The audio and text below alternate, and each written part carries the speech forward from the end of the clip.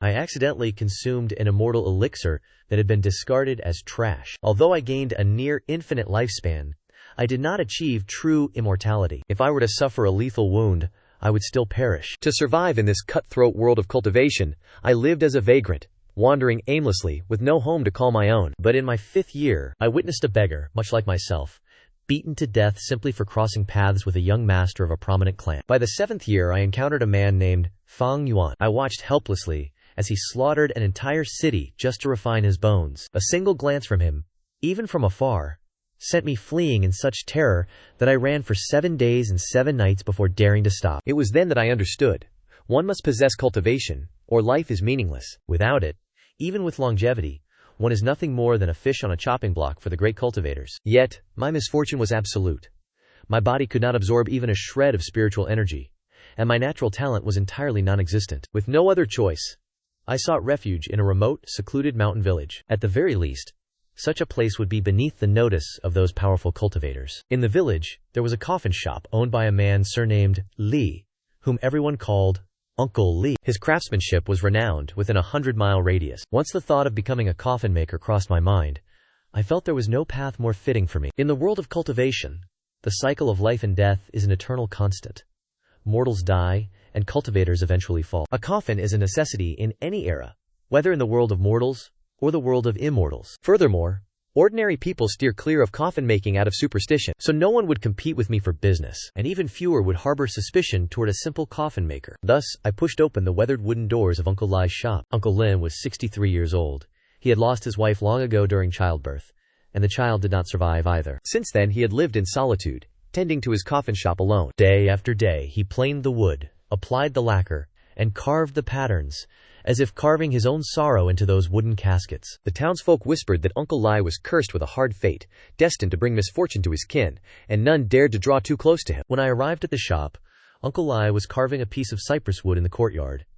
His robes fluttered in the breeze, and the faint, sweet scent of sawdust hung in the air. Uncle Li, I wish to be your apprentice, and learn the craft of making coffins. The chisel in his hand paused, and he looked up to appraise my tattered, bedraggled appearance. He asked, Do you realize that to make coffins is to spend one's life in the company of the dead? Maidens will not marry you, friends will not associate with you, and even strangers on the road will walk a wide circle around you. You are a young man. Why choose to learn such a trade? I replied calmly. I have no father or mother, no kin or companions. This trade is the most suitable for me. Uncle Li remained silent for a long moment, his gaze sweeping across my face repeatedly. Suddenly, he asked a question that seemed entirely unrelated. Are you afraid of the dead? I am not. He asked again. Are you afraid of loneliness? I thought for a moment and replied, I am accustomed to it. Uncle Li set down his sack, rubbing his calloused palms together, and said in a raspy voice, If you wish to take me as your master, you must be the one to see me through my final days. I do not know how much longer these brittle bones of mine will last. Are you willing? I am willing, I replied with firm conviction. Uncle Li brought a cup of cold tea from the house and handed it to me. Drink this tea to the dregs. From this moment, you are my disciple. I took the cup and drained it in one breath. The tea was of a coarse grade, slightly astringent and bitter, yet it stirred a surge of warmth within my heart. From that day on, I moved into the Lindley family coffin shop and began my life as an apprentice to a coffin maker. The craft of coffin making was far more complex than I had ever imagined. Selecting the timber was the first lesson. Cypress wood, with its sturdy texture and resistance to decay, is the premier choice for high-quality coffins as it withstands the passage of time. Pine wood has clear, defined grain, and its price is quite affordable. The common folk mostly use this variety. Phoebe Zenon is as smooth and gentle as jade, remaining intact for 1,000 years. That is something only the high-ranking nobility can afford to use. As for the spirit wood of the cultivation world, Uncle Li only mentioned it in passing, noting that in his entire life he had seen it only once or twice. A skilled coffin maker need only touch the wood to discern its age, its origin, and its moisture content. Uncle Li caressed a piece of cypresses, his clouded eyes flickering with a rare, spirited brilliance. Wood also possesses a spiritual nature. If you treat it with care, it will serve the deceased well. I memorized every minor detail with utmost seriousness. Although the great Tao longevity system did not grant me spiritual energy or cultivation base, it seemed, to a certain extent, to have enhanced my sensory perception and capacity for learning. Each one shared the same dreamlike structure and dark wood finish. Uncle Li demonstrated the technique 3 times, and I had already memorized it. After 5 attempts, I could begin the work, and by the 10th, I was crafting something that truly took shape. Beyond the fundamental craft, Uncle Lai also imparted to me many secret techniques of the trade, such as how to carve soul-calming patterns onto the coffin lids, how to concoct a special copper oil to prevent rot and termite infestation, and how to determine the orientation and wood grain of the coffin based on the birth date of the deceased. This profession of ours is not merely about assembling a wooden box. Uncle Lai once whispered to me with great gravity, "A coffin is the final resting place for a human being in this world. One must never be negligent or sloppy." As the days passed, the two of us lived a simple yet disciplined life within this small coffin shop. At daybreak, we would rise to plane the wood. At nightfall, we would rest and share a meal. And occasionally, when a client came knocking, we would set to work, crafting the final home for those who had departed. One afternoon, in the 3rd year since my apprenticeship began, an unexpected event shattered the tranquility of the shop. As was my routine, I was in the courtyard polishing a pine coffin. Suddenly, I heard a strange sound from the front of the shop, akin to wind whistling through a canyon, or perhaps the distant rumble of thunder. I set aside the sandpaper and stepped outside, only to find a figure in green robes standing before the door. The visitor's features were obscured and indistinct, shrouded in a thin layer of mist, with only his eyes glowing with a peculiar brilliance, like 2 stars smoldering in the void. The aura surrounding him was profound and ancient. Even without spiritual perception, I could feel a pressure that made it difficult to draw breath. He was a cultivator, and a remarkably powerful one at that. Uncle Lai had appeared before me at some point, shielding my frame with his slightly hunched back, yet his face held not a trace of fear. Having spent a lifetime crafting coffins, what manner of guest had he not encountered? "Senior, your presence honors my humble shop. How may I be of service?" The robed man cast his gaze around the dilapidated shop and spoke in a low, rasping voice. "I require a coffin. Cypress wood will suffice, but I require you to carve 36 soul-calming talismans upon the lid, and the inner walls of the coffin must be coated with 9 layers of copper oil and inlaid with 7-star copper coin." Regarding the soul-calming rune, he only knew how to carve 7 strokes. 36 was far beyond the scope of his ability. Yet, having been a craftsman his entire life, a stubborn, unyielding spirit was etched into his very bones. The old man decided he would do his utmost. "May I ask when you shall return to collect it, senior?" 50 years from now." Li Shu was stunned for a moment, then let out a bitter laugh. In 50 years, his remains would likely have long since turned to dust. But then he looked toward me, standing by his side, and immediately nodded. "Agreed. 50 years from now, whether it is I or my disciple, we shall have the coffin prepared for you." The man in the green robe stroked his chin slightly and produced an object from his sleeve, placing it upon the counter. It was a rusted sword, marred and discolored. The scabbard was in a state of utter ruin, its whereabouts long since forgotten. The blade was thick with dark red rust, and its edge resembled a common kitchen knife discarded by the roadside. One feared that even a beggar would not deign to pick it up. "Let this sword serve as my payment." Li Shu gasped, his mouth agape. But ultimately, he said nothing. One cannot judge the artifacts of a cultivator by their appearance alone, and since the man would not return for 50 years, whether or not this payment had any value was of little consequence. "Farewell, senior." The green-robed man turned and departed, his footsteps leaving no trace upon the earth. His figure vanished into the morning mist, as if he had never truly appeared at all. Li Shu picked up the rusted sword and weighed it for a moment, then tossed it carelessly onto a wooden shelf in the corner of the shop. "Master, I could not help but glance at this sword several times. I cannot quite explain why, but I have an inexplicable feeling that this ruined iron sword is somewhat extraordinary. Pay it no mind. Finish the work at hand first." And so, the iron sword was forgotten in the corner, shrouded in dust. Time flowed like water, and another 10 years passed. My craftsmanship in coffin making grew increasingly refined. I gained a reputation within a 100-mile radius, and families who valued tradition would even travel dozens of miles by carriage just to commission a coffin from me. As for Li Shu, he had grown old. In his 78th year, during the winter, his health began to decline severely. It began with an incessant cough. Eventually, even the simple act of rising from bed became a struggle. Every day, I brewed his medicinal concoctions and fed him, never leaving his bedside for even a single step. Mo Yin, on a night when the snow fell to shroud the world in white, Uncle Li lay upon his sickbed, his withered, skeletal hand clutching tightly onto my wrist. "My life has reached its end, and I have no regrets remaining. To have found a disciple like you, my craft now has a successor, and I have someone to see me to my final resting place." "Master, do not speak such words. Once spring arrives, and the weather warms, your illness shall surely pass." Uncle Lai smiled faintly, his expression brimming with a sense of serene acceptance. "I have crafted coffins my entire life. I can discern how long anyone has left to live with a single glance, and I can envision my own coffin just as easily. I have long since prepared everything for myself. It is the third cypress wood coffin in the east corner of the backyard, and the copper coins for the ritual have already been placed inside. Uncle Lai meticulously entrusted me with all the details regarding his funeral rites. From the deeds of the coffin shop to the outstanding debts owed by families in the town, he omitted nothing, even mentioning the soul-soothing runes on the coffin commissioned by that cultivator. I have only managed to carve 20 of the runes. You must follow the patterns in my manual and finish the remaining 12 with patience. The 50-year pact. You must never break your word. Master, I have committed everything to memory. Uncle Lai's hand slowly loosened, his eyes fixed blankly upon the rafters above. He murmured softly, Gihua, I am coming. Gihua was the name of my Xinyang. That night, the snowfall was heavy, blanketing all of Qingxi town in a vast, desolate white. I sat vigil by my master's side, listening to the wind howling outside the window, feeling his stick-thin hand grow cold, a wave of profound sorrow rising in my heart. The following day I washed my master's face, dressed him in his burial robes, and performed the final rites. I carved an additional 7 soul-soothing runes onto the coffin lid, doubling the amount usually required. I laid Uncle Leo to rest on the hillside outside the town, from where he could overlook the entirety of Qingxi town. On the tombstone, I inscribed only a few simple words. The resting place of Li Yi, owner of the Li family coffin shop. Once all the funeral matters were settled, I returned to the cold, lonely coffin shop and sat in the dark for a long time. I still possessed the appearance of a man in his 30s. The Great Dao longevity system ensured that my visage remained almost entirely unchanged. For years I had carefully employed folk remedies to make myself appear more aged, but I knew I could not hide the truth for much longer. Once that cultivator arrives to collect the coffin, I must depart from this place. Many more years drifted by, and at the beginning of this spring, a mother and daughter moved into the adjacent house.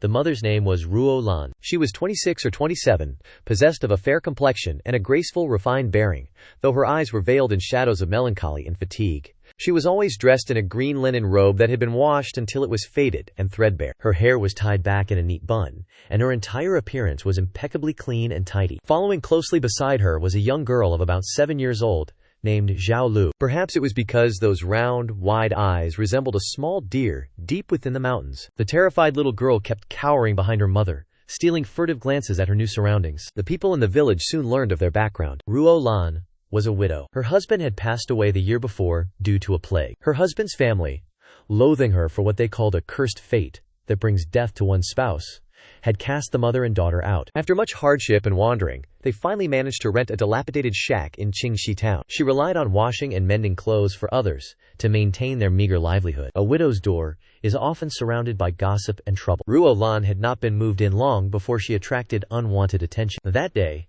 I was on my way to the carpentry workshop. No sooner had I reached the alley than I heard a burst of vulgar laughter. "Hey, little lady, living all by yourself must be lonely. How about you let us brothers keep you company?" 3 or 4 hulking men with powerful builds were surrounding Ruo Lan's doorway. The leader was a well-known local ruffian named Zhang San. His fleshy, sinister face was twisted into a mocking grin. Ruo Lan held Zhao Lu firmly behind her with one hand, while using the other to desperately brace the partially closed door, her face deathly pale, yet she gritted her teeth and refused to retreat. "Honorable sirs, I am merely a widow who earns a living by washing clothes. There is truly nothing of value in this house." "Nothing? Aren't you still here yourself?" Zhang San reached out, intending to grab Ruo Lan's sleeve. "Stop," a voice rang out.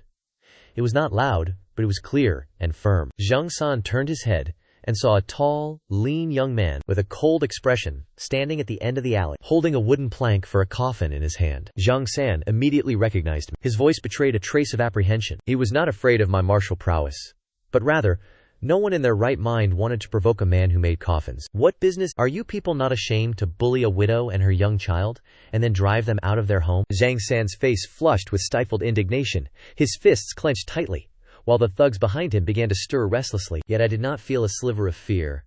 I simply looked at them with the calm composure that only decades of experience could cultivate. My aura had long since ceased to resemble that of a mere merchant. My eyes were deep and tranquil, like an bottomless ancient well, forcing them to instinctively harbor a sense of dread. Zhang San let out a cold snort. "Meddling in other people's affairs? We shall see how this ends for you." Zhang San spat aggressively on the ground. "Little lady, consider yourself lucky today, but remember this. This Qingxi town is governed by my brothers and me." The hoodlums cursed aggressively before begrudgingly taking their leave. Ruo Lan's legs went limp, and she nearly collapsed to the ground. Xiaolu was so frightened that she burst into loud, sobbing tears. I crouched down and comforted the little girl in a soft voice. "The bad men have gone. Do not be afraid anymore." Xiaolu looked up with tear-filled eyes and sniffled. "Thank you, big brother." My heart felt as if it had been gently touched by something soft. From that day on, I intentionally and unintentionally looked after this mother and daughter, occasionally bringing them some leftover food. It was usually payment I received for crafting coffins or repairing houses for others, but Ruolan possessed a high sense of self-respect. After accepting the food, she would always find a way to repay me by washing my clothes. She would bring me a bowl of porridge, or help me tend to my small garden. As the days passed, our two households grew increasingly close. Ruolan took it upon herself to handle the laundry and cooking for me, while I would teach Xiaolu how to read and write in my spare time. Xiaolu was exceptionally bright. She would memorize every character after being taught only once. She would often write out scrawling sentences. "Brother Lin, how do you write the character Mo? Above is the radical for black, and below is the radical for earth. And what about the character Yin? Is it the radical for illness on the left, and the character for Zhen on the right?" Xiaolu tilted her small head in deep thought. "Mo Yin. Is Mo Yin the stain left behind by ink?" Brother Lin's name is so pleasant to hear. I could not help but chuckle. "You clever little girl." Watching the scene of everyone gathered together in the courtyard, an indescribable sense of warmth welled up within my heart. Of course, there was another unique member of our family, a petite and exquisite little white snake. That was 2 years ago, when I saved it while cutting wood in the mountains. At that time, the little white snake was caught in the talons of a mountain hawk, and seeing it was on the verge of death, I threw a stone to drive the hawk away, bringing the wounded little snake home to tend to it with care. After its wounds healed, not only did the little white snake refuse to leave, but it also insisted on staying at the coffin shop. Its body was as white as snow, with scales that reflected the light like pearls under the sun. Its deep blue eyes were bright and spirited.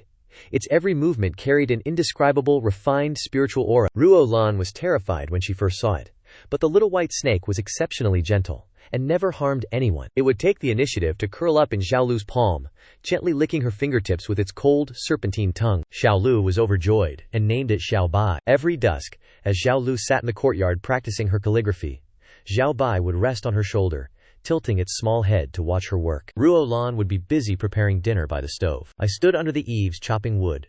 The smoke curled upwards, and sawdust drifted through the air. The setting sun stretched the shadows of everyone present, making them appear long and thin. It was the time when I felt the most sense of family since obtaining longevity. Yet peace is always fleeting. In recent months, news of missing boys and girls began to emerge from Qingxi town and the surrounding villages. At first, it was only 1 or 2 people. People assumed they had merely lost their way or been dragged off by wild beasts in the mountains. But soon, the number of missing persons continued to climb, and over a dozen children had vanished without a trace. The entire town was shrouded in panic. Adults dared not let their children leave the house. Every household shuttered their doors and windows early in the day. All kinds of terrifying rumors began to circulate within the tea houses. Some claimed a mountain demon was wreaking havoc. Others speculated that an evil cultivator was practicing forbidden arts to refine elixirs. And some even whispered that a demon from hell had awakened. Feeling uneasy, I instructed Ruolan to keep a close watch on Xiaolu. I told her that without my company she must never leave the house.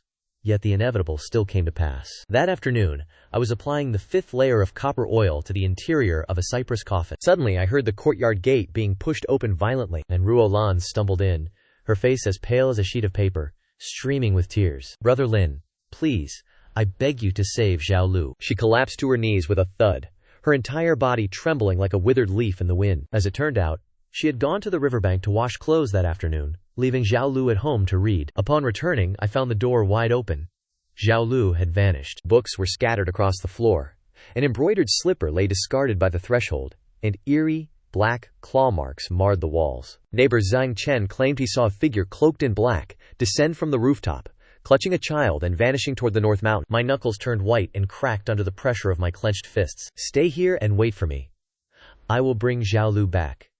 I know they are a cultivator, but I will retrieve her regardless." My tone was absolute and unyielding. I returned to the coffin shop, my gaze sweeping the room before settling on a rusted iron sword resting on a wooden shelf in the corner. Decades had passed, yet it had remained there in silence, ignored by everyone. In this moment, I stepped forward and reached out to grip the hilt. The instant my hand made contact, a subtle tremor resonated from the blade. It was not a physical vibration. It felt like the pulsing heartbeat of a living soul. I held my breath, focusing every ounce of my intent into my palm. I could sense an ancient existence slumbering deep within the sword. That rhythmic, fading respiration, it was a weapon spirit. The great Tao immortality system echoed in my mind, detecting a dormant weapon spirit within a high-grade magical artifact. Grade unknown. Grant me the strength to prevail, I muttered under my breath, and while the rusted sword remained silent, that faint tremor seemed to grow slightly stronger. I secured the rusted sword to my waist. I sprinted toward the North Mountain at full speed. Ancient trees towered over North Mountain, and signs of human presence were sparse. I relied on the leg strength, forged through years of climbing the mountains to gather firewood. After traversing the dense forest for roughly 2 hours, I finally discovered an anomaly within a secluded valley. There lay a natural cavern, its entrance obscured by a massive boulder. Scattered near the mouth of the cave were several children's cloth shoes. There were broken hairpins and tattered patches of fabric. Lowering my center of gravity, I crept forward in silence. Faint sobbing echoed from within. The whimpering was laced with the pungent stench of fresh blood, mingled with the scent of strange incense, visible in the dim light. Deep within the cavern, I saw over a dozen children imprisoned in a cage forged from black iron bars. Their clothes were torn, and they huddled together, their faces pale with terror as they trembled. On the ground before the cage, a complex array had been inscribed, exuding Xiaolu was huddled in the corner of the cage, her arms wrapped around her knees, tears still streaking her face as she cast a wary glance around. Realizing the evil cultivator was nowhere to be seen, I seized the opportunity and darted into the cave. One of the children immediately recognized me as Uncle Lin, the coffin maker. I hurriedly whispered to reassure them before examining the lock on the iron cage. Although it was a standard iron lock, it had been reinforced with a layer of black energy. It was clearly fortified by the evil cultivator's dark arts. I exerted my strength to wrench it open, but it remained motionless. Qing Shan. Just as I was at my wit's end, the sword at my hip began to tremble faintly. I drew the iron blade and aimed it directly at the lock. Though the edge of the sword was chipped, the moment I struck down, the black energy shielding the lock tore apart like thin parchment. Instantly, the iron lock fell away, clattering to the ground. "Let's go, quickly," I said, opening the cage doors and lifting each child out one by one. Xiaolu rushed into my arms, trembling and sobbing uncontrollably. "Uncle, I was so scared. It is all right now. I am taking you all home." However, the moment we stepped out of the cave entrance, a cold, sinister laugh echoed from above. "Heh, I only left for a short while, and already a rat has snuck in to steal my property." The black-robed evil cultivator descended from the sky. His face was withered like that of a corpse, his cheekbones jutting out sharply. His eyes flickered with a chilling, blood-red light. The aura surrounding him was bone-chillingly cold, as if he were a demon, crawling straight out of the depths of hell. "A mere mortal without a single shred of spiritual energy like you," the evil cultivator scoffed, clutching a pile of scrap metal. He flicked his hand, and a ribbon of black mist slashed toward me. I raised my sword to parry the strike. The immense force of the impact shook my frame, forcing me to stumble back several paces. The web between my thumb and forefinger split open, blood dripping onto the ground. "A stinking insect dares to meddle in my affairs? You are courting death." The evil cultivator pressed forward with each step. With every stride he took, the vegetation beneath his feet withered away in patches. I gritted my teeth and swung my sword with stubborn resolve once more. But against an opponent bolstered by such cultivation, my sword techniques were nothing more than child's play to the evil cultivator. The evil cultivator dodged with a casual shift of his body and struck a palm against my chest. I was sent flying backward, slamming heavily into the ground as I spat out a mouthful of blood. "Ha! I shall kill the men first, and then slowly savor these tender prey." The evil cultivator grinned viciously, his palm condensing a sphere of black light as he struck toward me. In that split second, balanced on the edge of life and death, the rusted sword slipped from my hand, hovering in mid-air as the rust peeled away from the blade like dust, revealing its true form. The blade, white as snow, shimmered with faint golden runes. Its edge was so sharp it seemed as though it could cleave the very void in two. The expression of the evil cultivator shifted into one of extreme terror. Before he could finish his sentence, this divine weapon, having finally seen the light of day, transformed into a streak of white radiance, piercing through the evil cultivator's body at a speed the naked eye could not track. There was no agonizing scream, nor was there any desperate struggle. The evil cultivator vanished into dust without a sound within the white light, and the long swords slowly flew back, resting gently in my palm, as if the earth-shattering strike from a moment ago had never occurred. Seeing that there was no movement left in the surroundings, I called out for the children to come out from their hiding spots. Xiaolu finally burst into tears, clutching tightly to my chest. "Let's go home." I held Xiaolu and led the children as we slowly descended the mountain. That evening, the entirety of Qingxi town was in an uproar. All the missing children had been found and brought back. The townspeople rushed to spread the news, weeping tears of joy. Ruolan embraced her daughter, Qi, choking back tears as she thanked me. No one knew how that evil cultivator had actually died. I simply told them it was a matter of luck. The evil cultivator had simply happened to leave. I took the opportunity to rescue the children and bring them to safety. Only I knew what kind of terrifying power lay dormant deep within that lightning-scarred blade. That night, Ruolan crept into the coffin shop, gazing at the sword, which had since returned to its dull and lackluster appearance, resting in the corner. She said nothing, silently finding a cloth to meticulously wipe away the layers of dust covering the blade. This sword had saved Zhao Lu's life. Regardless of how it appeared to others, I would forever honor the debt I owed it. From that day on, Ruolan frequently came to assist me in tending to the iron sword, dusting it clean, and occasionally using bronze oil to painstakingly maintain the weapon. Sensing how much I valued it, she quietly kept this devotion in her heart. Time flowed swiftly, and several years passed. The cultivator who had commissioned the coffin remained completely unheard of. The coffin had long since been completed according to his exact specifications. The 36 soul-soothing talismans were inscribed perfectly, without a single flaw. 9 layers of bronze oil were distinct and clear, with 7 copper coins embedded into the base. It rested silently in the courtyard, while Zhao Lu had blossomed into a graceful and beautiful maiden, quick-witted and literate. A radiant smile began to appear more often on Ruolan's face. Life was not wealthy, but it was peaceful and secure. Yet fate has never been known to spare those who have already suffered. That day, I received news that a grove of ancient, century-old, yin-nourishing trees had been discovered in the Shangwu mountain range, 100 miles away. These were truly the finest materials for crafting a top-tier, peerless coffin. Before departing, I repeatedly urged Ruolan and Zhao Lu to stay safe. With the help of Fu Tukao and a few trusted neighbors keeping watch, the departure went entirely without incident. I remained in the Shangwu Mountains for nearly half a month. Once the timber was selected and the transportation arranged, I hurried back home. The day I returned to Qingxi town, a gray, oppressive fog hung in the air. The alley was exceptionally quiet and desolate. I rushed to push open the door to Ruolan's house, only to discover, with a shock, that not a soul was to be found within. Tables and chairs were overturned, and the walls were marred by countless gouges and scratches that made one's hair stand on end. At the threshold, the sachet Zhao Lu always wore lay trampled and ruined in the mud. Aunt Zhang, who lived next door, saw me return. After hesitating for a long time, she finally tearfully confessed the truth of what had transpired. "Young Master Li, you have been gone for several days." Wang Erdan, the son of the village magistrate, brought a group of men to break down the doors. That wretch Wang Erdan had long harbored wicked intentions toward Ruolan, but previously, he had feared those who were here, and how could they be so utterly depraved? Wang Erdan incited a band of thugs to barge directly into Ruolan's home. Ruolan fought back with her life, only to be beaten until her body was covered in wounds. Zhao Lu rushed forward to protect her mother, but the ruffians kicked and struck her until she drew her final breath. Ruolan was forced to witness her own daughter perish before her eyes. After the gang of thugs departed, she cradled her daughter's cold, lifeless body, remaining that way throughout the entire night. When dawn broke, the neighbors discovered that she had hanged herself, her hand still tightly clutching the scented sachet her daughter had embroidered. And what of the local authorities? I suppressed the surging inferno of rage threatening to consume my mind with all my might. I feigned composure as I asked if the village magistrate had any influence within the yamen. The yamen officials arrived,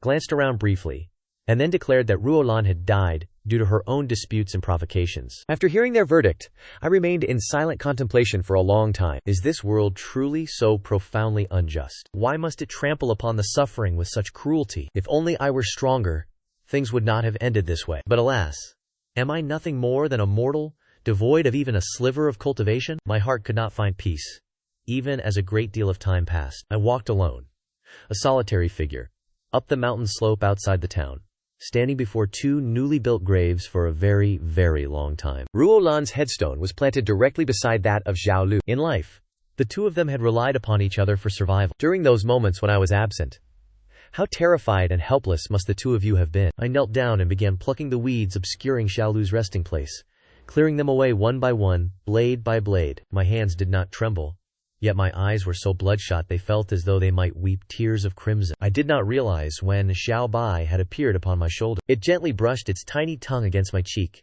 emitting a soft hissing sound, like a sorrowful, stifled sob. "This is all my fault. It was I who failed to protect you both." That night, I sat in meditation for 12 hours before the graves. Only when dawn broke the following day did I drag my weary body back to the coffin shop and head straight for the corner of the room. The broken blade, once known as a legendary sword, suddenly trembled, humming against the void. This was certainly not caused by the wind, nor was it a mere hallucination of my own making. I gripped the hilt.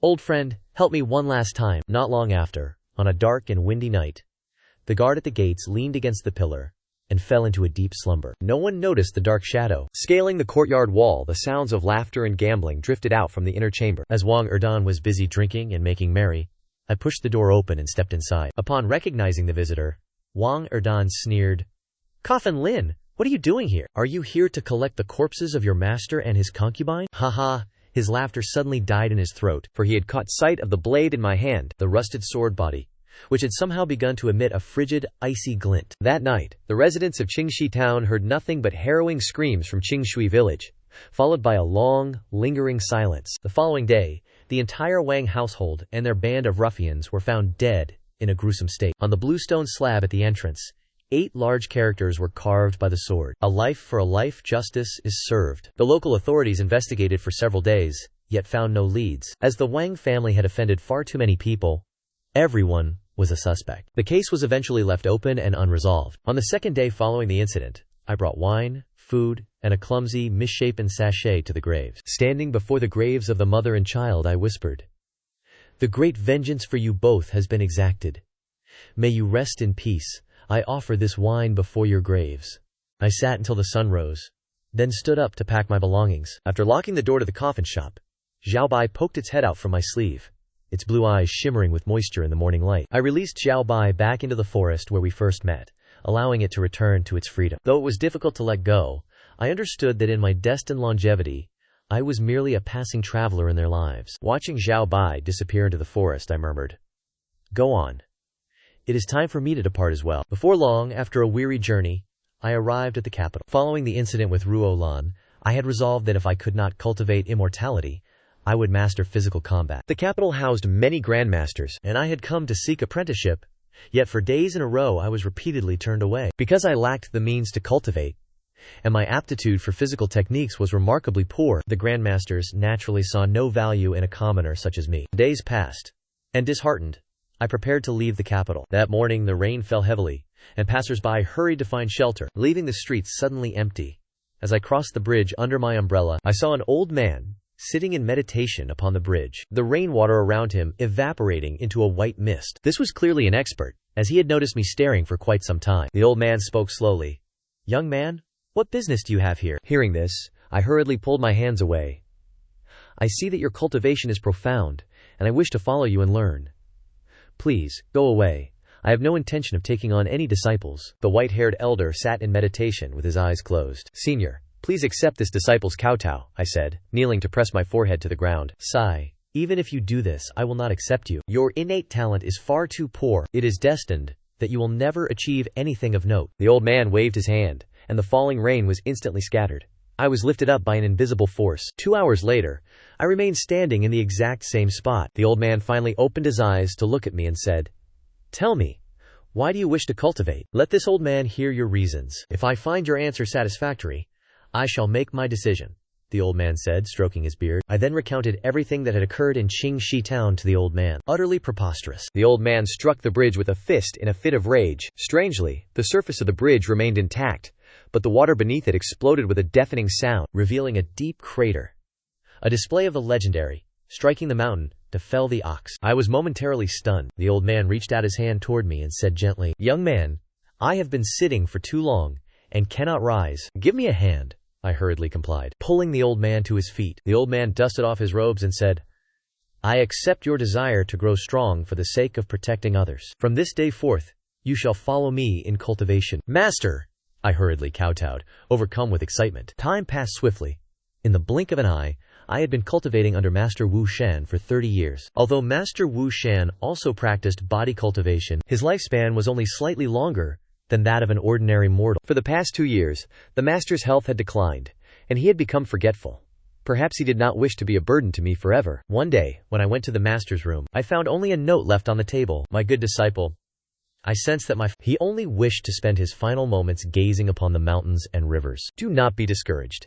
Furthermore, if possible, I hope you will carry on this martial art, so that my lineage may not be severed." From that day on, I cleaned my master's room every day, heart heavy with the hope that he might one day return with a smile and regale me with tales of the vast world. Year after year, spring departed and autumn arrived. Many years passed, and while awaiting my master, I never neglected my body tempering. Now, I am capable of facing multiple opponents at once. Even when encountering ordinary cultivators, I am able to protect myself. A few more years drifted by.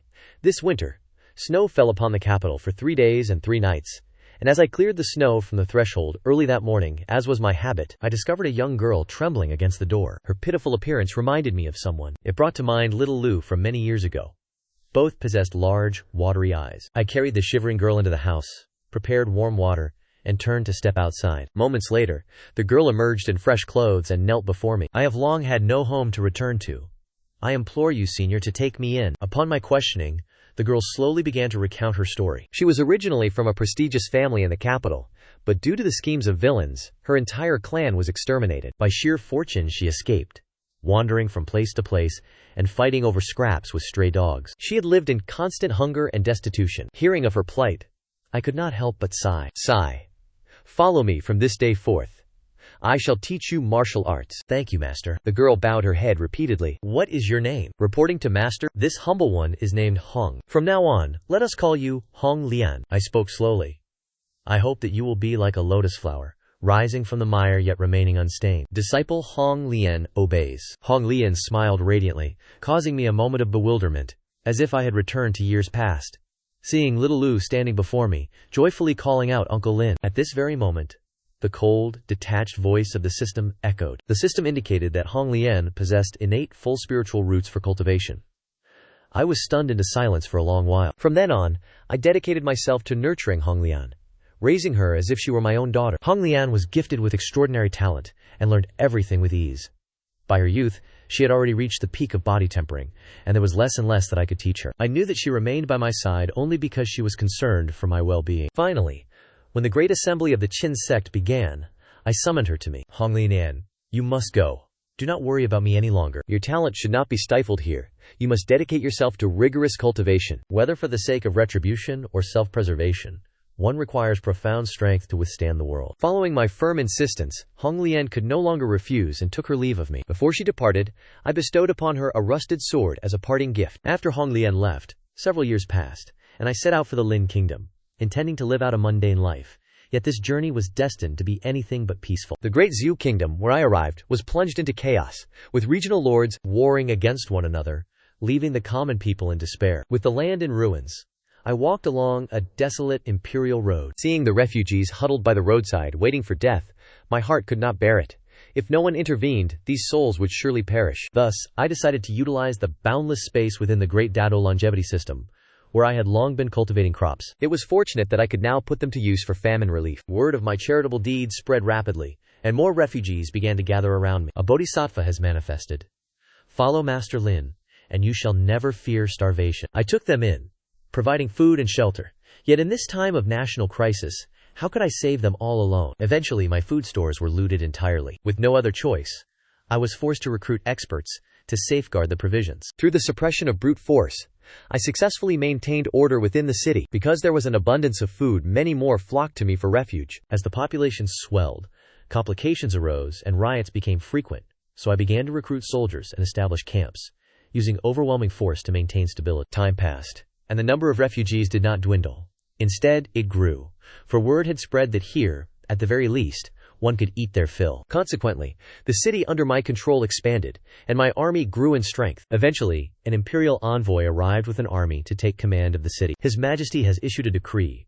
We are here to take control of this territory. Those who defy this order shall be executed without mercy. I understood the principle that one does not allow others to snore beside their bed. How could I surrender the city I had labored so hard to establish to another? I looked at the arrogant envoy and spoke in a cold, indifferent tone. It was I who provided the common people with a path to survival. You, who have forced them to trade their children for food, dare to come here and act with such insolence? This world is truly a farce. Insolent commoner, what do you think you are? The envoy roared in fury. His only reply was the icy, singular word I uttered: kill. Following the great battle, the emperor's entire army was annihilated.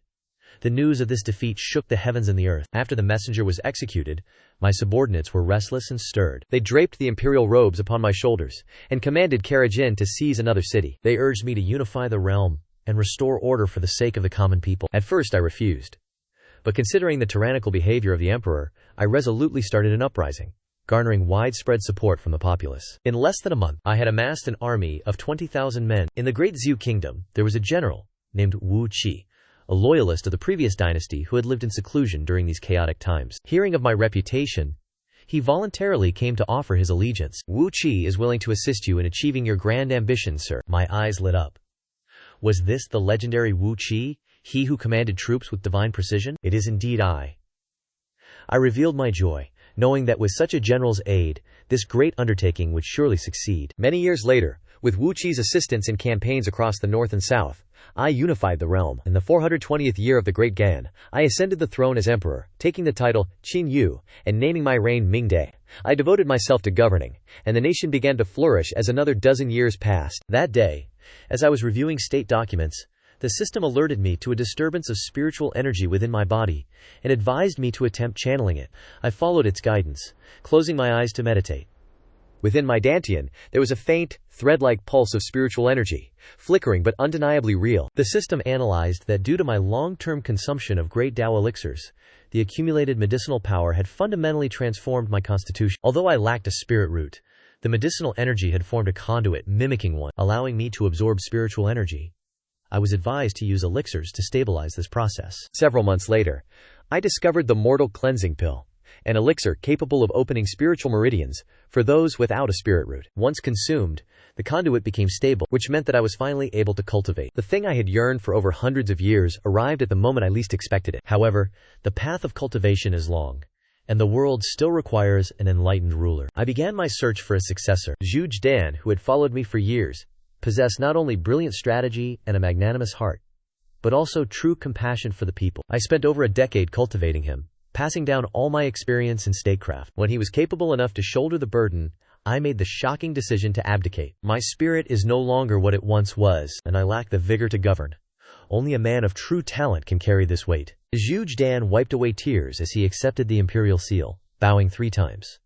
Your servant shall never fail, Your Majesty. I shed my dragon robes, donned a simple green garment, and departed from the palace. I looked back one last time at the palace gates, the majestic halls, bathed in the golden light of dusk. I then turned away, leaving the sect without fulfilling their expectations. The Great Gang Kingdom was a land of peace and prosperity, the most flourishing dynasty of the era. After hundreds of years of seclusion, I shattered the limits of a mortal. My cultivation base may not rival that of a natural genius, but with the aid of the system, combined with a century of martial foundations and spirit meridians opened by medicinal elixirs, I paved a path that had never been seen before. The dual cultivation of immortality and martial arts. As I stepped into the immortal realm, the scene before me took me by surprise. The sky was a deep crimson, with massive rifts tearing through the clouds. The spiritual energy was chaotic, and the earth was littered with blackened ruins. The distant sounds of thunderous explosions and battle cries heralded a war of massive proportions. The medieval immortal continent was suffering through a catastrophe.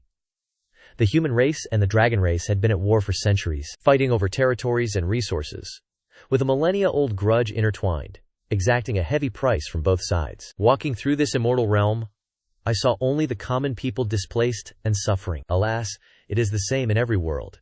In times of war, it is always the common folk who suffer most. I sighed, walking slowly along the desolate imperial road. Suddenly, the sounds of fighting broke out ahead, where a blood-soaked woman was being pursued by 3 human cultivators. She wore the silver-white robes of the dragon race, now more than half dyed in red. I could see her cultivation was not low, but her injuries were too severe to withstand the 3 of them. Dragon race spawn, submit!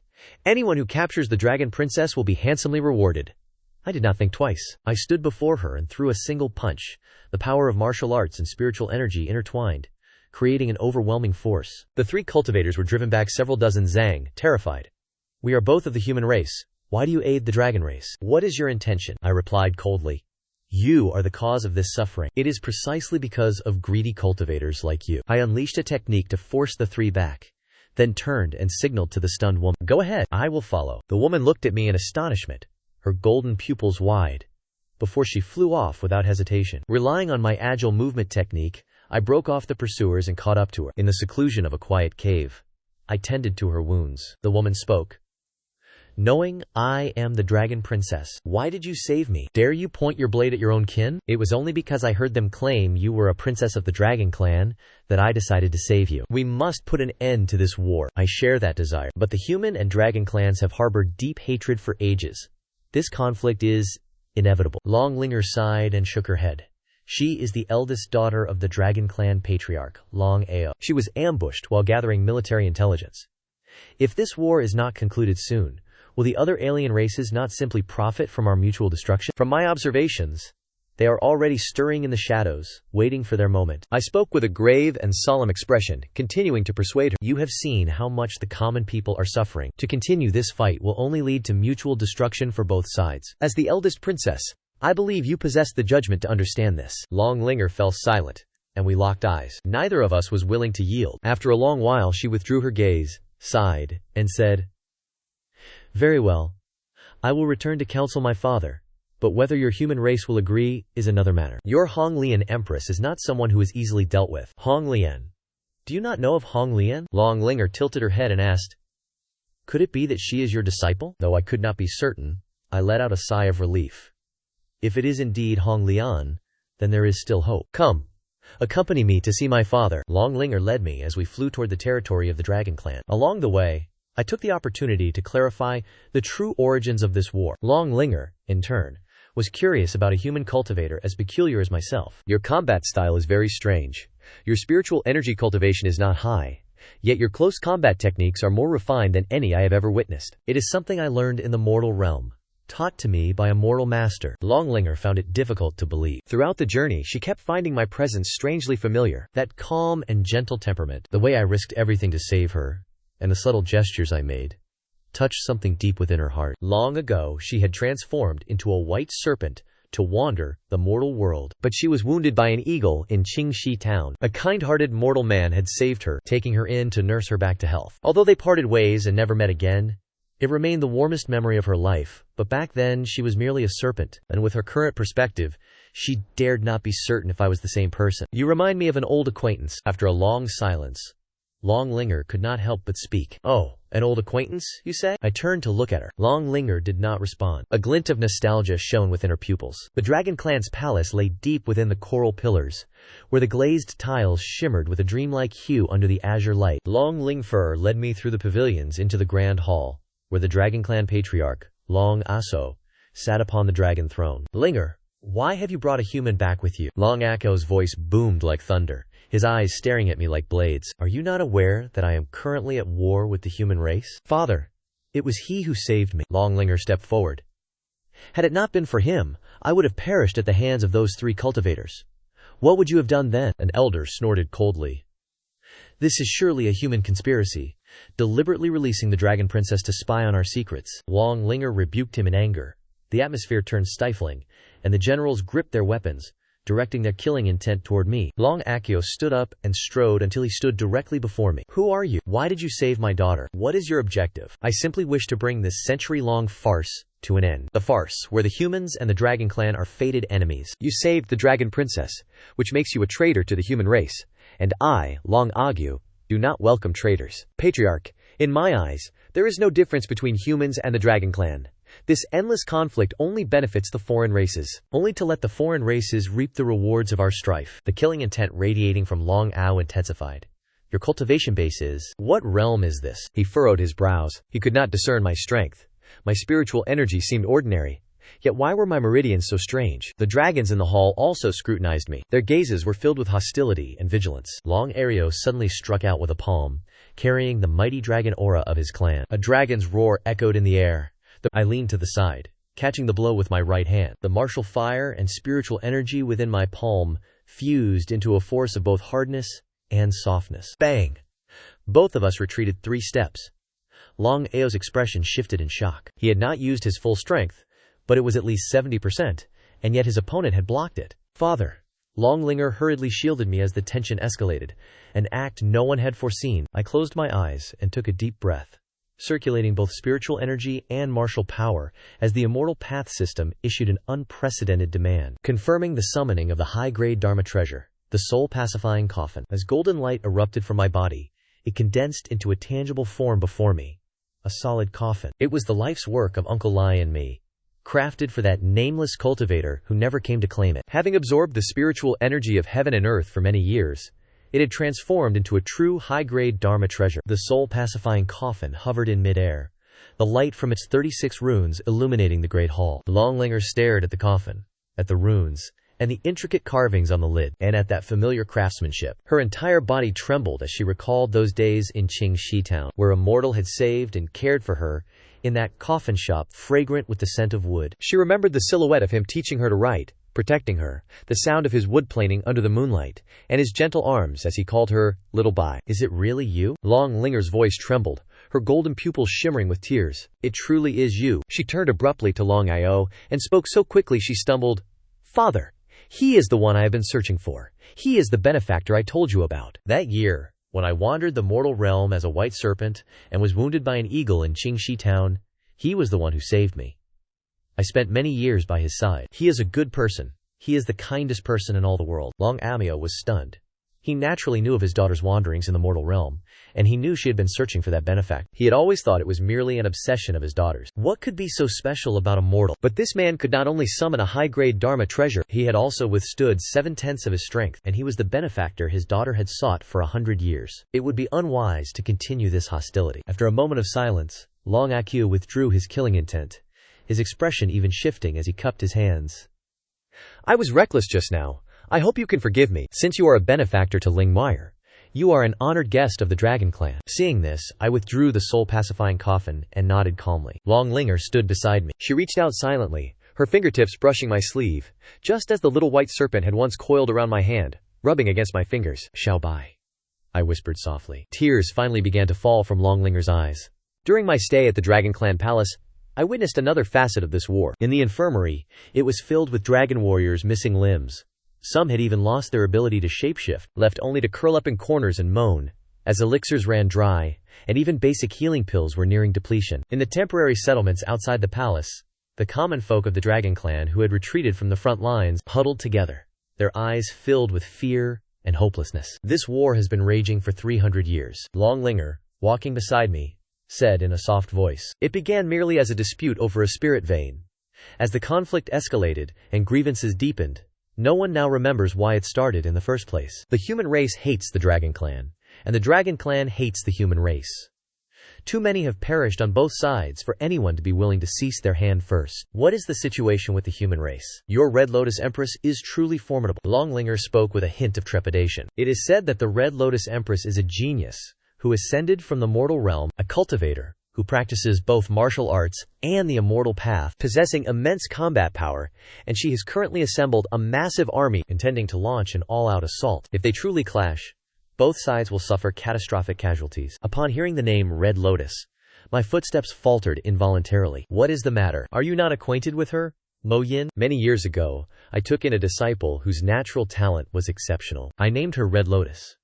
I wonder if she is the same Red Lotus Empress you speak of. Should I recount everything that happened in the mortal realm? I have a portrait of her. Why don't you check if it is your disciple? If that is the case, the hope for peace between the two clans is great indeed." Longlinger, also moved, took out the painting and unfurled it for me to see. Looking at that familiar face, I could not help but sigh. I never expected that the young girl I saved during a snowy day would grow to become the human empress of the immortal realm. I closed my eyes. Countless images flashed through my mind. The sight of Red Lotus gulping down a bowl of porridge, her expression of joy when she first succeeded in guiding chi into her body, the beads of sweat glistening as she practiced her techniques, the way her back bowed in a deep, respectful kowtow when she took her leave. "We must go quickly.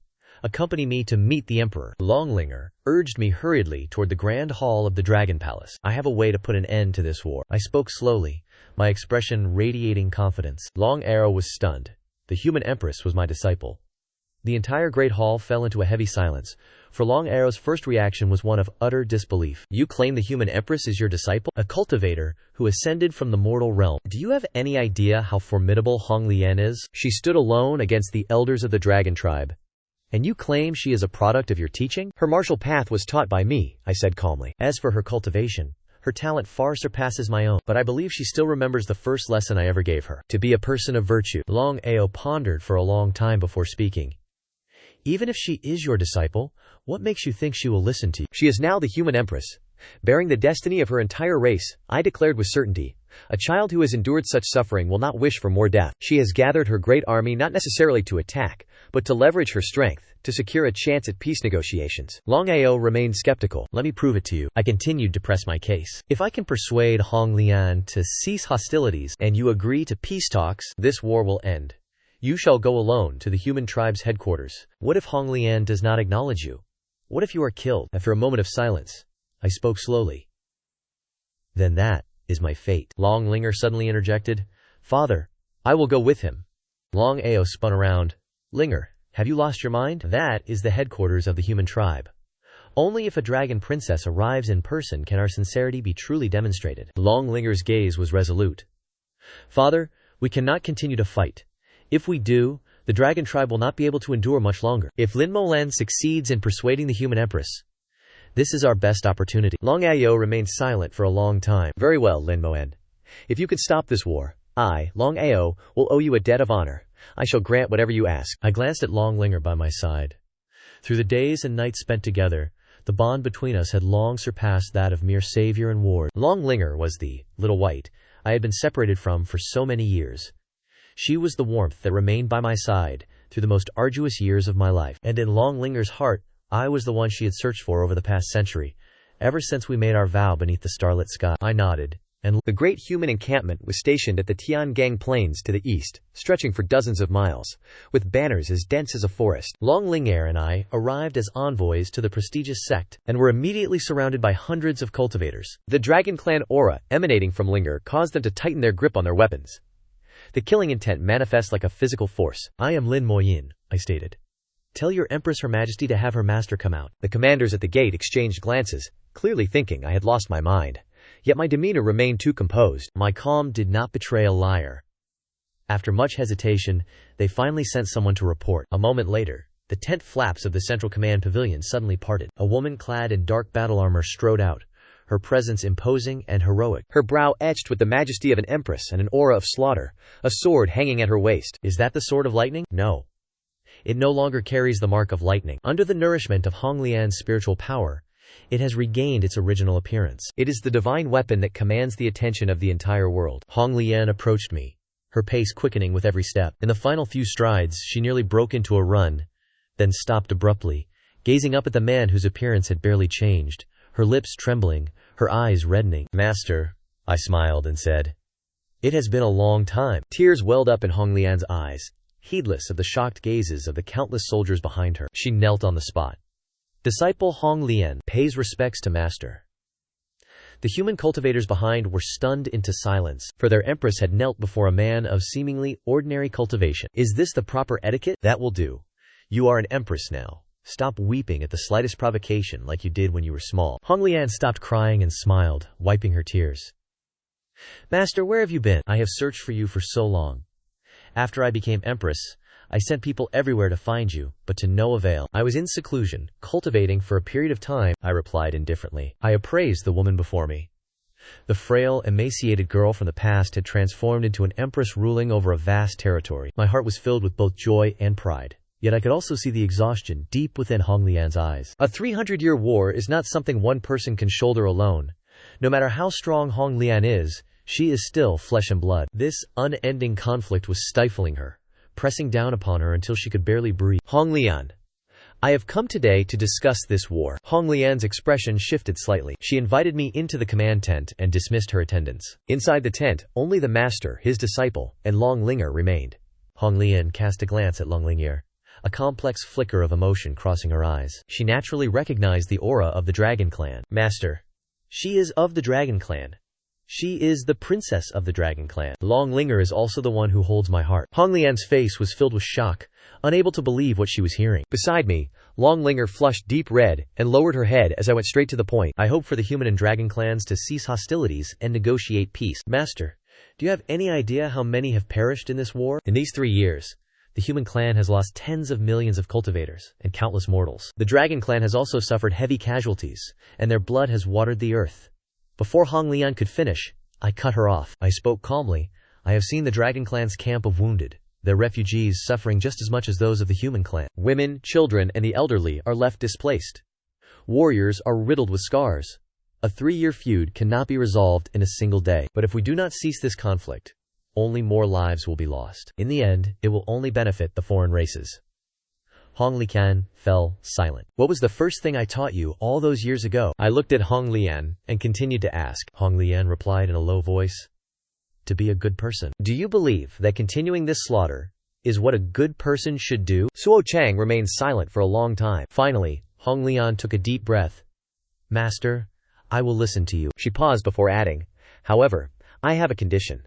This is not just my affair. It concerns the safety of the entire human clan. If we are to halt the war, we require a guarantee that will make both clans submit willingly. What is this condition? Master must enter the imperial palace and serve as my minister of state. Use the prestige of a master to suppress the warmongering factions of both clans, and then marry the princess of the dragon clan. A marriage alliance between the human and dragon clans will serve as the bridge to peace. Upon hearing this, Longlinger lifted her head, her golden eyes filled with surprise, followed by irrepressible joy. I pondered for a moment. This condition appeared to be a political marriage, but in truth, it provided both me and Longlinger with a legitimate reason to be together. It seems my disciple truly intends to be a good person to the very end. I nodded in agreement. The wedding between myself and Longlinger was set for 1 month later. During this month, I traveled back and forth between the two clans. I coordinated the cessation of hostilities. Long Mao remained true to his promise. Under my personal guarantee, the Dragon Clan withdrew their forces by 300 miles to demonstrate their sincerity. Hong Lian also ordered her armies to fall back, lifting the state of military readiness and releasing the Dragon Clan captives. The 3-year conflict concluded with mutual concessions from both sides. When the news spread, the commoners of both clans cheered in jubilation. It had been too long. This war had dragged on for so many years that no one could remember why it began. Everyone remembered only the endless cycle of death and separation. Peace was not easily won. Everyone cherished the wedding held on Tianyuan Peak, at the heart of the continent, the border between the human and dragon domains. It was also the location where the spiritual energy of the continent was most abundant. Tianyuan Peak was bedecked in new finery. The crimson silks of the humans and the silver banners of the dragons glowed brilliantly, while spirit flowers blossomed across the mountain, nurtured by grand formations. Petals drifted like 5-colored snow as guests gathered in anticipation. The human race, led by Hong Lian and her officials, and the Dragon Clan, represented by Long Ao with his elders and royalty, stood together. Tens of thousands of commoners from both races converged from all directions, encircling Tianyuan Peak. I stood upon the wedding dais, with her at my side. Longlinger was draped in a pure white bridal gown. Her long hair cascaded like a waterfall, and her golden pupils shimmered in the sunlight. Hong Lian, acting as the presiding witness, stood at the center of the vast platform, her voice echoing across the mountain. Today, upon Tianyuan Peak, the human and dragon clans met for the first time in a century, with joy, instead of bloodshed. The union of my master, Lin Moen, and Princess Longlinger, is not merely the binding of two souls, but the dawn of a new era of peace between our races. From this day forth, let the blades be sheathed, and the war horses return to the mountains. Let our clans be bound in friendship for generations, free from the shadow of war. The roar of cheers was like a tidal wave, piercing the very clouds above. I held Longlinger's hand, gazing out at the faces below. Humans and dragons stood shoulder to shoulder. Some wept, others laughed. Many stared blankly at the sky, for it had been an eternity since they could gaze upward without fearing a lethal strike descending from above. Memories of the past suddenly flooded my mind. I recalled the mountain of logs that changed my life at the back of Luohua village. I remembered the scent of sawdust, and the sound of wood chips flying as Uncle Lai planed his timber. I remembered the silhouette of Ruolan washing clothes in the twilight, and the way Zhao Lu would tilt her head to call for Mo Zhen. Moen remembered the autumn dusk, standing on the cliffside as the old master told me to continue my training, for my strength was still insufficient. I remembered a snowy day, a frail young girl curled up in the corner of a wall. I took off my cotton coat, wrapped it. Let us depart. Follow me home. Along this path, I have lost so much. Master, Ruolan, Zhao Lu, Old Wu, those who paused briefly in my long, enduring life before departing forever. Each one left a scar that time cannot erase, yet I have also gained a great deal. The craftsmanship taught by Uncle Lai, the cultivation techniques passed down by Old Wu, and the pride instilled in me by Hong Lian, the profound bond of 100 years shared with Longlinger, and the many I have aided along the way. The children I rescued from malevolent cultivators, and now, the sentient beings of both races who escaped the flames of war because of me. Eternal life is not a blessing. It is the solitary burden of bearing every parting. What is my husband thinking about? I looked at her and smiled. A smile as warm and serene as if a heavy weight had finally been lifted. I was thinking that this journey was well worth it. Below the platform, Hong Lian stroked the longsword at her waist. The divine weapon, once rusted, now glowed with brilliant light. As the evening sun dipped into the west, Tianyuan Peak illuminated with lanterns. The commoners of both races released countless sky lanterns. The amber light drifted upward, like countless stars rising from the earth to the heavens. I gazed at the sky filled with lanterns, and suddenly recalled what Uncle Lai once said.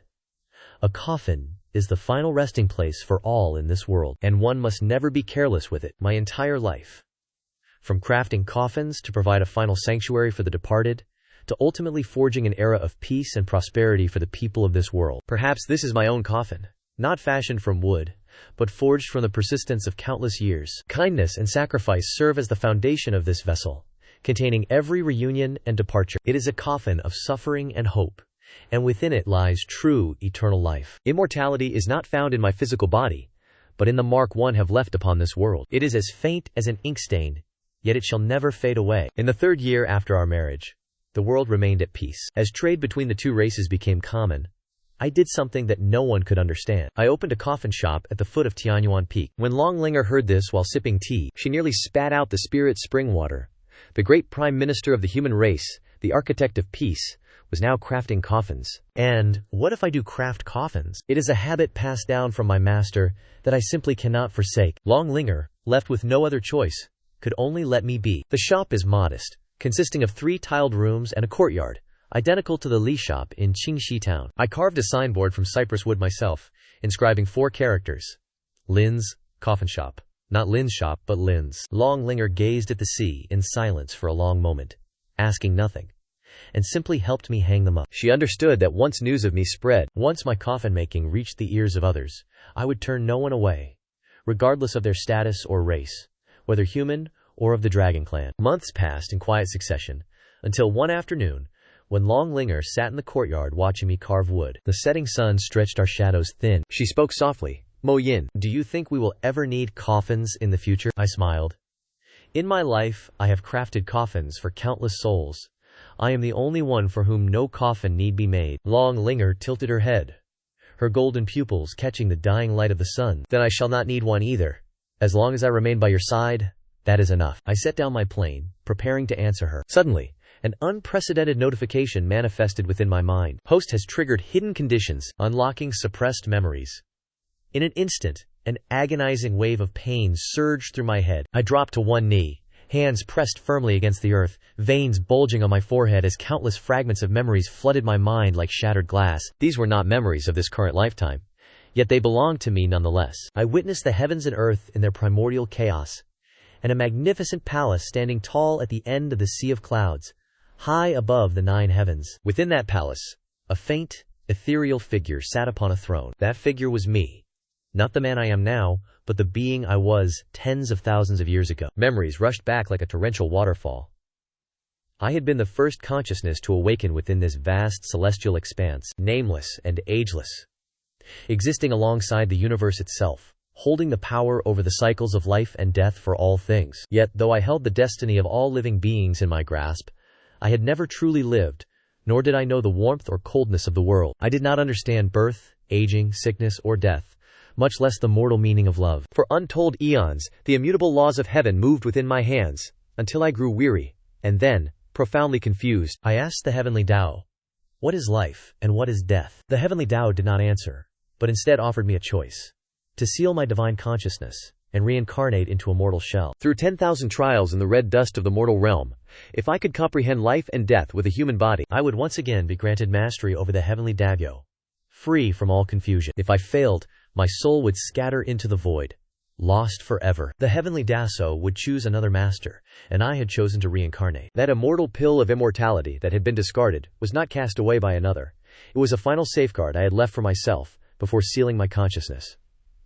It guaranteed I would not die, but it could not guarantee I would not suffer. For the answer the heavenly Tao demanded had to be written in the ink of suffering. The flood of memories gradually receded. I knelt on the ground, gasping for breath, cold sweat soaking through my clothes. Long Linger supported me with deep concern. Her golden pupils were filled with anguish. Mo Yin, what has happened to you? I slowly lifted my head to gaze at her face, and was suddenly struck by the memory of Uncle Lai's withered hands in the forest. The fragrant sachet Ruolan clutched tightly while she faced her end. The sound of Zhao Lu tilting her head to call for Uncle Lin, and the message old Wu had left for me upon the table. I recalled the tears of Hong Lian as she knelt before me, calling me master.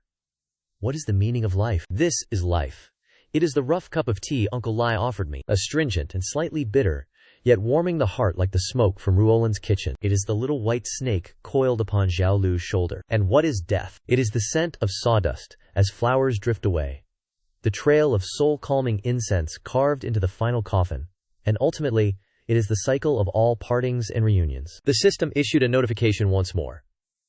Host has experienced 1,000 years of the mortal realm through a mortal vessel, attaining enlightenment on life, death, separation, reunion, good, and evil. Having maintained your original intent, you have passed the trial. Will you return to the throne of the heavenly Daoyo Master? I looked at the two choices before me, and remained silent for a long time. Long Linger, unaware of what was transpiring, squeezed my slightly cold fingers, a sensation identical to the little white snake, curling in the palm of my hand all those years ago. In the distance, the Tianyuan and Tiandeng clans released lanterns that soared like countless stars ascending into the heavens. I closed my eyes, took a deep breath, and made the choice to refuse. The system fell silent for a fleeting moment, as if even the heavenly Tao had not expected this answer. For the master of the heavenly Dabio has no need for a coffin shop, no need for the scent of sawdust, and no one to ask what is for dinner this evening. Yet I, however, require these things. The system remained silent for a long time, so long that I believed it would never speak again. Then, a line of golden text appeared, unlike anything I had seen before. The heavenly Tao has understood. The great path of immortality is complete. The system is permanently disabled. The golden characters then dissipated. The cold, mechanical voice that had been beside me for 1,000 years sank into total silence, as if it had never existed at all. Suddenly, my entire being felt light, as if an invisible burden had been lifted. It was finally over. I took Longlinger's hand, smiled, and said, "Let's go home and have a meal." Longlinger looked at me with suspicion, confirming I was truly unharmed before letting out a sigh of relief. She helped me stand, brushing the wood shavings from my robes, which scared me half to death. "Don't ever do that again," I said, holding her hand as we walked into the house. "You should have let go slowly instead." Just as we reached the doorway, I came to a sudden halt. Even though the system had shut down, a line of text, faint and minute, as if carved into my very soul, now began to surface. This was not a system notification, but the voice of the heavenly Tao itself. Long Fan has refused. The heavenly Tao has understood. Yet the heavens cannot remain without a master. The choice has been recorded. 1,000 years from now, should all living beings face calamity, the Tao shall inquire once more. At that time, you will not be able to refuse. I stood upon the threshold. A black wind blew past, and the text in my mind flickered and vanished, like an autumn leaf falling into a deep pool, sinking without a sound. Behind me, Longling Roger called out, "Mo Yin, what are you daydreaming about again? The food is getting cold." I turned to look at the lamplight within the house, observing her silhouette as she busied herself in the kitchen. 1,000 years? I still had 1,000 years left. That was enough. I let out a soft laugh. Stepping over the threshold, I entered and closed the door behind me. Outside, as night descended, the lights atop Tianyuan Peak were kindled, glowing as brilliantly as the river of stars. Yet, in the unknown Great Hall of the Nine Heavens, the seat that had remained vacant for a millennium waited silently in the darkness for its master's